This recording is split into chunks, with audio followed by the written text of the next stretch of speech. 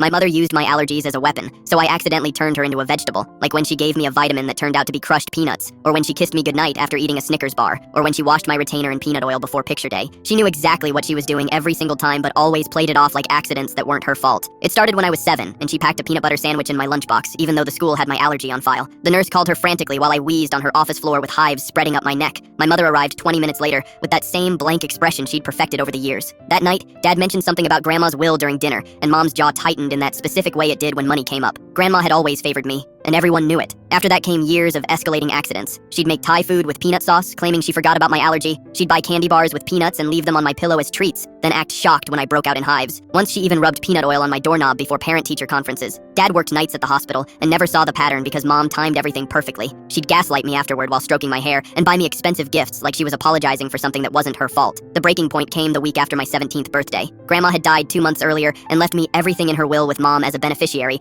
until I turned 21. That's when Mom made her real move. She baked a gorgeous chocolate cake and insisted we celebrate just the two of us since Dad was working another double shift. She watched me take that first bite with this little smile, and I knew something was wrong before my throat even started closing. The cake was loaded with peanut flour, and this time she'd used enough to kill me. I barely made it to my EpiPen while she stood there watching. The paramedic said I was lucky to survive, and the ER doctor later confirmed the cake contained lethal amounts of peanuts, but Mom had already gotten to the police with her tears and reputation as the devoted mother of an allergic child. I spent 3 days in the hospital thinking differently, and decided I needed a plan. During visiting hours, I pretended to sleep while Mom sat beside my bed, and I heard her on the phone with her lawyer, asking how soon the inheritance would transfer if something happened to me. That's when I remembered seeing her sneak into the hall closet sometimes, and hearing the click of a glucose meter. She'd been hiding her diabetes for years, because she thought illness made people look weak. After discharge, I started volunteering at the hospital where Dad worked and learned the supply schedules. Within a week, I had everything I needed, including a saline solution that looked like insulin. Every morning, Mom would check her blood sugar in secret, then grab her insulin from behind the frozen peas. I started switching one vial at first to test if she'd notice. She didn't. Over the next few days, I replaced more vials until her entire stash was saline that wouldn't do anything for her climbing blood sugar. The changes started small. On day 2, she kept rubbing her eyes like she couldn't focus. By day 3, she was going to the bathroom every hour and downing water between each trip. I played the concerned daughter perfectly. She waved me off with irritation each time. Day 4 was when things accelerated. Her hands trembled so badly at dinner that she dropped her fork twice. The smell of acetone on her breath grew stronger. She was too proud to admit anything was wrong,